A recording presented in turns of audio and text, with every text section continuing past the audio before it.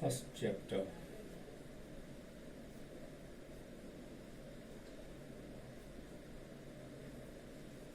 What is your first chapter? Measurement and experimentation. Measurement and experimentation.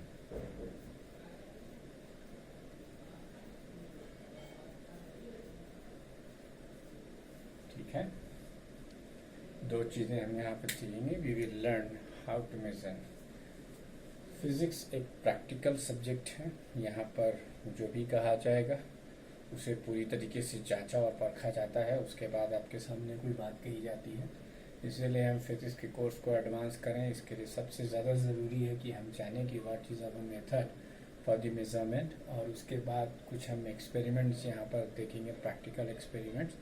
तो आपकी जो ISC curriculum की पहला चैप्टर है वो मेजरमेंट और एक्सपेरिमेंटेशन पर है. इसका जो पहला पार्ट है वो है सिस्टम ऑफ यूनिट्स. इसका जो पहला पार्ट है वो है system of units. System of units for measurement. अब जैसे आप एक प्रैक्टिकल एग्जांपल अगर आप लें तो जाहिर सी बात है कि आप अपने साइज़ का ही कपड़ा पहनेंगे. आपको जितनी भूख लगी है उतना ही खाना खाएंगे. आप जितनी एनर्जी आपके पास होगी उतना ही आप दौड़ेंगे. इसका मतलब क्या हुआ कि प्रिसाइज रहने के लिए हमें चीज़ों को मेजर करना बहुत ज़रूरी होता है. तो मेजरमेंट एक प्रोसेस का नाम है. मेजरमेंट क्या है? मेजरमेंट एक प्रोसेस है जिससे कि हम किसी भी चीज़ को एक्यूरेटली यूज़ कर सकते हैं, यूटिलाइज कर सकते हैं. Measurement is the process of comparison. अब मेजरमेंट की जो फिजिकल डेफिनेशन दी जाएगी वो क्या दी जाएगी? आप लिखेंगे measurement is the process. What is the measurement? Measurement क्या है, क्यों करते हैं, ये भी आपको पता होना चाहिए. और मेजरमेंट क्या है? Measurement it is the process of comparison. It is the process of comparison. ये कंपैरिजन का प्रोसेस होता है. क्या कंपैरिजन करते हैं आप? It is the method of process of comparison of the given physical quantity. Of the given physical quantity. Of the given physical quantity. Physical quantity. ठीक, physical quantity with the known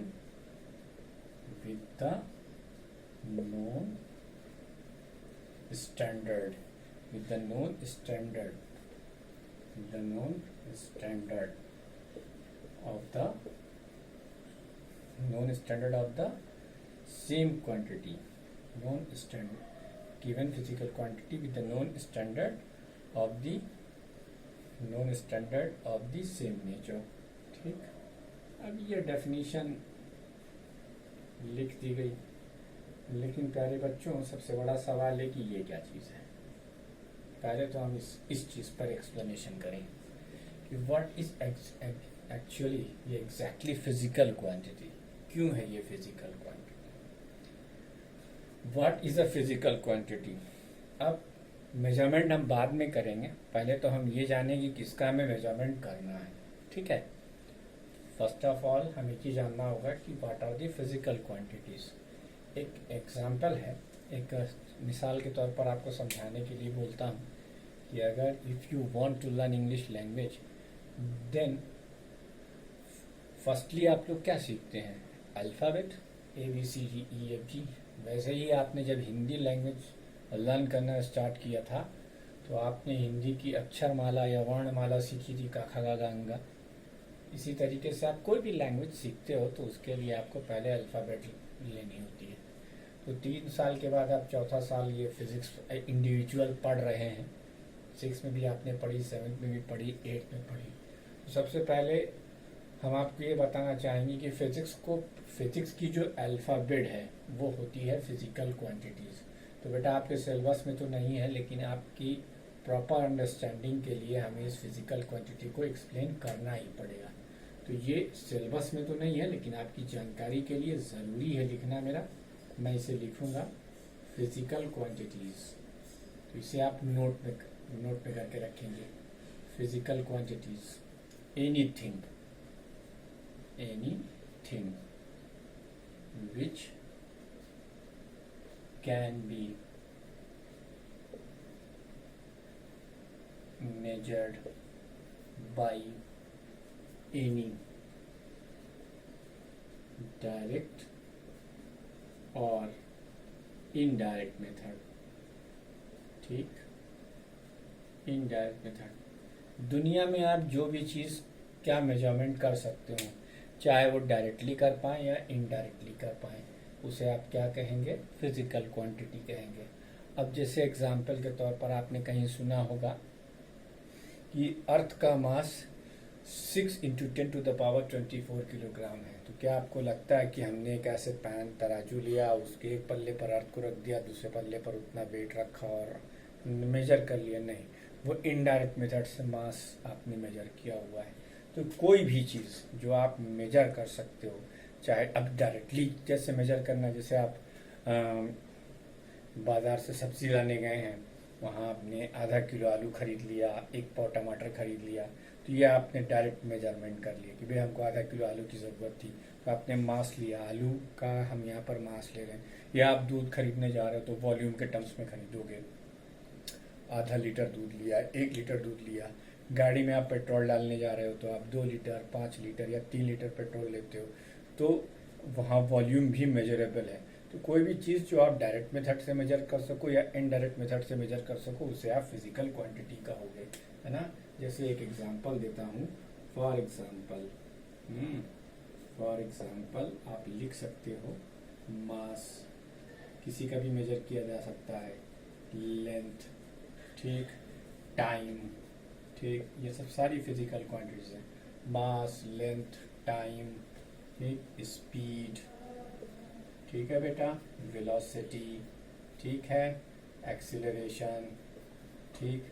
अच्छा, अगले example से थोड़ा सा तुम्हें हंसी भी आएगी। फोर्स, धीरे से चपत लगाया तो आपको कम चोट लगी, कस के थप्पड़ मार दिया तो ज़्यादा चोट लगी। तो आप बता सकते हो ना कि फोर्स हल्का था या भारी था, तो मेजरेबल है, इसलिए फोर्स भी क्या है, फिजिकल क्वांटिटी। मकसद कहने का सिर्फ इतना है कि फिजिकल क्वांटिटी कोई भी वो चीज़ जिसे आप किसी मेथड से मेजर कर सकते हो, ठीक है, वो सब कुछ क्या कहलाएगी, फिजिकल क्वांटिटी कहलाएगी। जो मेजरेबल नहीं है वो फिजिकल क्वांटिटी नहीं हो सकती। जब वो फिजिकल क्वांटिटी नहीं हो सकती तो फिर उससे फिजिक्स एक्सप्लेन नहीं हो पाएगी। तो जितनी भी चीज़ें एक्सप्लेन्ड हैं वो मेजरेबल हैं, और मेजरेबल हैं तो फिजिकल क्वांटिटीज़ हैं, और अगर फिजिकल क्वांटिटीज़ हैं तो फिर वो फिजिक्स में इंक्लूड की जाएंगी, ठीक है। तो यहाँ पर हम ये एग्जांपल लिख देते हैं। अब आप ऑनलाइन क्लासेस ले रहे हैं, इसलिए मैं आपको एक रिक्वेस्ट करना चाहूँगा कि जब हम बोर्ड को पूरा भर दें, जब आपको वीडियो में लगे कि अब बोर्ड भर गया है, तो हम बोलेंगे वीडियो को पॉज कीजिए। आप वीडियो को पॉज करके ये पूरा चीज़ नोट कर लीजिए, क्योंकि अगर हम आपको लाइव वो नोट करने का टाइम देंगे तो वीडियो अननेसेसरी लेंदी हो जाएगी। इसलिए हम वीडियो को ये रिक्वेस्ट करेंगे कि आप पॉज करके ये सारी चीज़ें नोट कर लीजिए। बच्चों, ये सिलेबस में नहीं है, इसे हमें अलग से अपनी इंफॉर्मेशन और बेटर अंडरस्टैंडिंग के लिए समझना है, ठीक है। तो इसे हमने एक बॉक्स के अंदर कर दिया है। आपको याद रहना चाहिए, जो भी चीज़ आप मेजर कर सकते हो वो फिजिकल क्वांटिटी हो जाएगी, ठीक है। तो अब मेजरमेंट होता किसका है, इसी फिजिकल क्वांटिटी का मेजर। देखो, ये मेजर्ड हमने लिखा और यहाँ मेजरमेंट हमारा स्टार्ट हुआ, ये हमारा मेजरमेंट स्टार्ट हुआ, ठीक है। अब ये जो हमने डेफिनेशन लिखी है, अब आप इस डेफिनेशन को अपने दिमाग में रखिएगा। अब हम कुछ करने जा रहे हैं इसके आगे। देखो, अब एक और चीज समझो, कोई भी physical quantity, any physical quantity may be expressed, may भी इसलिए कहा गया है कि बहुत सारी मे बी एक्सप्रेस्ड, मे भी इसलिए कहा गया है कि एक चीज़ देखो कि कोई भी फिजिकल क्वांटिटी मान लो x है तो वो ऐसे लिखी जा सकती है, अब इस रूल को हर फिजिकल क्वांटिटी फॉलो नहीं करती। ये n क्या है? n है न्यूमेरिकल वैल्यू। n क्या है? n है न्यूमेरिकल वैल्यू।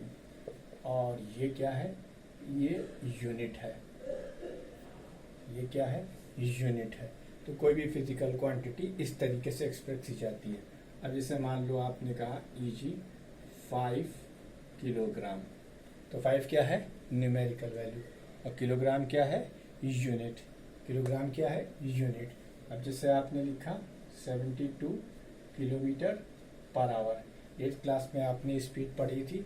72 क्या है? न्यूमेरिकल वैल्यू है किसकी? स्पीड की। और किलोमीटर पर आवर क्या है?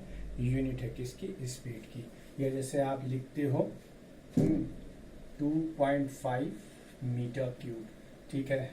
अब ये 2.5 क्या है? न्यूमेरिकल वैल्यू किसकी? वॉल्यूम की। और मीटर क्यूब क्या है? वॉल्यूम की यूनिट है।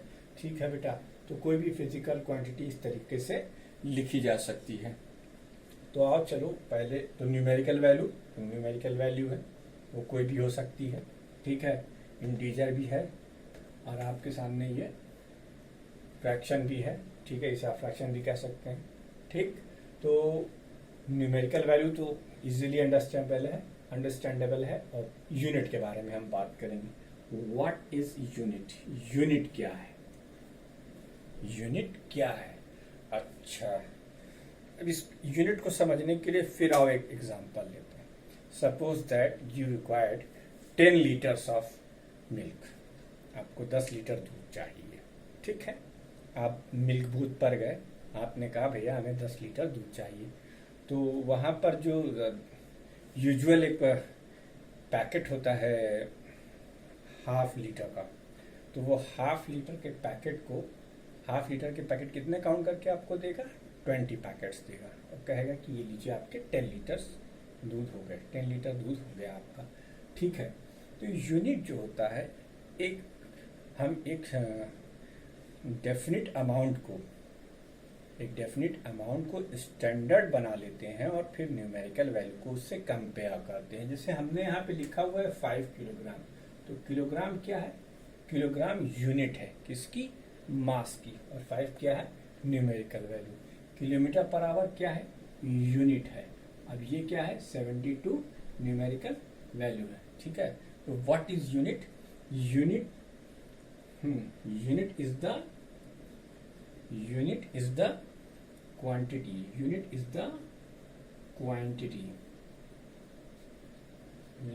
The quantity of constant magnitude.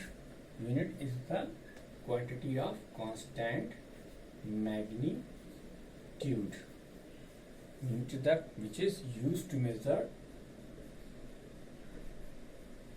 which is used to measure the magnitudes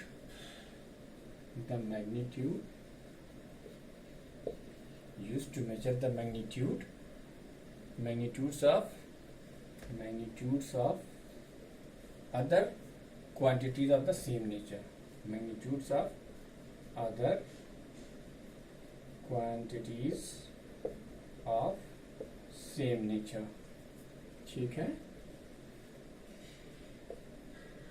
मतलब आप इस स्टेटमेंट का पहला एक कंक्लूजन ये समझ लो कि आप जब एक पार्टिकुलर यूनिट को फिक्स कर देते हो तो आप इस यूनिट, अब जैसे ये मास की यूनिट है तो आप इससे लेंथ नहीं मेजर कर सकते, इसीलिए यहाँ पे क्या लिखा गया है? सेम नेचर का।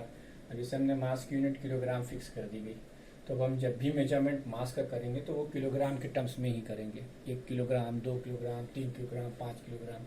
जैसे हमने स्पीड की unit kilometre per hour fix कर दी, तो अब हम जब स्पीड का मेजरमेंट करेंगे डिफरेंट स्पीड का, जैसे यहाँ 72 किलोमीटर पर आवर लिखा हुआ, कहीं 36 किलोमीटर पर आवर लिखा हुआ है, कहीं 18 किलोमीटर पर आवर लिखा हुआ है, या 108 किलोमीटर पर आवर लिखा हुआ, तो आप वहाँ पर क्या समझेंगे? ये समझेंगे कि स्पीड की यूनिट किलोमीटर पर आवर है और इतने टाइम्स वो उसमें इन्वॉल्व है।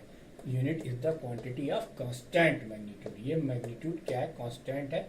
1 किलोग्राम होगा भाई इसका, जैसे इसमें 1 किलोग्राम है, इसमें 1 किलोमीटर पर आवर है, इसमें 1 मीटर क्यूब है। Constant magnitude which is used to measure the magnitudes of other quantities of same nature. ठीक है, ये बात ये आपको नोट कर लेना है, ये आप नोट कर लेंगे। अब इसको समझाने के लिए देखो, जैसे हमारे पास एक ये लेंथ हमको मेजर करना है, इसको प्रैक्टिकली समझ लो। और तुम्हारे पास एक स्केल है जिसकी जो मान लो ये मार्कर मेरा एक स्केल है। ठीक है, तो अब देखो इसमें कितने बार ये मार्कर की लेंथ आती है, 1 2 3, है ना, 3 से कुछ ज्यादा, या मान लो ये 4 बार आया, तो आप इस लेंथ को क्या लिखोगे, 4 times length of marker, 4 times length of marker. ठीक, ये पूरी जो आपकी लेंथ है वो क्या हो जाएगी, 4 टाइम्स लेंथ ऑफ मार्कर। तो ये जो लेंथ ऑफ मार्कर है, यही बच्चों यहाँ पर यूनिट बन गई। ये क्या बन गई, यूनिट बन गई। ये 4 क्या बन गया, न्यूमेरिकल वैल्यू बन गई। तो कोई भी फिजिकल क्वांटिटी ऐसे एक्सप्रेस की जा सकती है जिसमें 2 पार्ट होते हैं, एक उसका न्यूमेरिकल पार्ट और एक उसका unit. Unit arbitrarily chosen standard होता है जिससे सेम नेचर की क्वांटिटी का मैग्नीट्यूड कंपेयर किया जाता है। यूनिट क्या होता है, आर्बिट्रेरली चूजन स्टैंडर्ड। जैसे मिसाल के तौर पर अगर आप बहुत सारी पुराने ज़माने की प्रेमचंद वगैरह की कहानियाँ पढ़ेंगे तो उसमें आपको एक चीज़ दिखाई देगी कि एक गरीब किसान 6 कोस चल गया। तो वहाँ है, ये कोस क्या चीज़ होती है भाई, और ये चल गया का क्या मतलब बच्चों, आज से 200-250 साल पहले इंडिया में एक यूनिट चला करती थी लेंथ के लिए, कोस। एक कोस में होता है 1.6 किलोमीटर, जो अब माइल के नाम से जाना जाता है। ठीक, वैसे ही आप सुनेंगे आज 2 मन लकड़ी की आवश्यकता है। वहाँ लकड़ी तो तौल के मिलेगी, तौलेंगे हम, वेट करेंगे उसको, मास से तौलेंगे। 2 मन का क्या मतलब, तो मन पुराने ज़माने में इंडिया में एक आर्बिट्रेरली चूजन स्टैंडर्ड था। आप जानते हैं एक मन में 40 किलोग्राम होता है। ठीक है, वैसे ही शेर होता था। अब हंसिए मत, लायन की बात नहीं कर रहा हूँ मैं शेर की बात कर रहा हूँ। उस जमाने का एक शेर, यानी मुगल कालीन पीरियड में शेर लिया जाता था। एक शेर में आज के टाइम का 1.25 किलोग्राम होगा। तो शेर एक यूनिट हुआ करती थी। तो अब जैसे किसी को कुछ लेना है तो अब उस समय उन्होंने अगर 4 शेर लिया तो आज के हिसाब से वो कितना किलोग्राम होगा, 1.25 मल्टीप्लाइड बाई 4, यानी आपको मिलेगा 5 किलोग्राम। बात समझ में आ रही है। तो ये हमारे ऊपर डिपेंड करता है कि हम आर्बिट्रेरली चूजन स्टैंडर्ड कौन सा ले रहे हैं, फिर सेम नेचर की फिजिकल क्वांटिटी की न्यूमेरिकल वैल्यू को कंपेयर करेंगे। ठीक है बेटा, अब आप वीडियो को पॉज करेंगे और इसे नोट करेंगे। ठीक है, वीडियो को पॉज कीजिए और इसे नोट कीजिए, हम आगे बढ़ रहे हैं।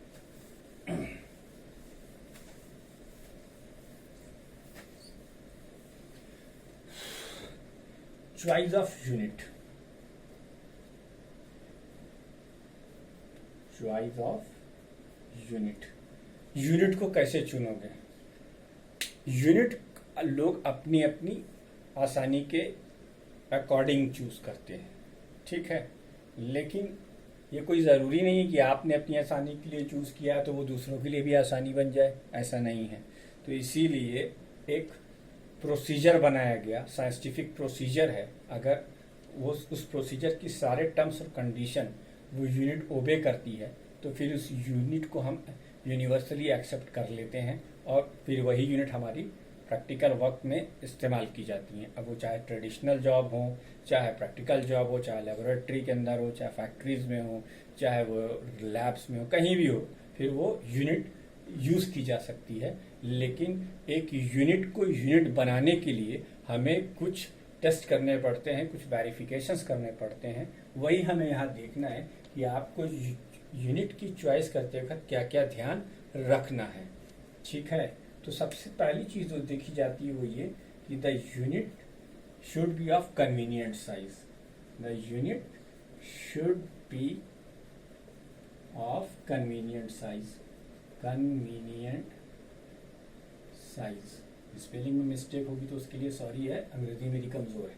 ठीक है, the unit should of convenient size. Unit की जो साइज है वो कन्वीनियंट होनी चाहिए।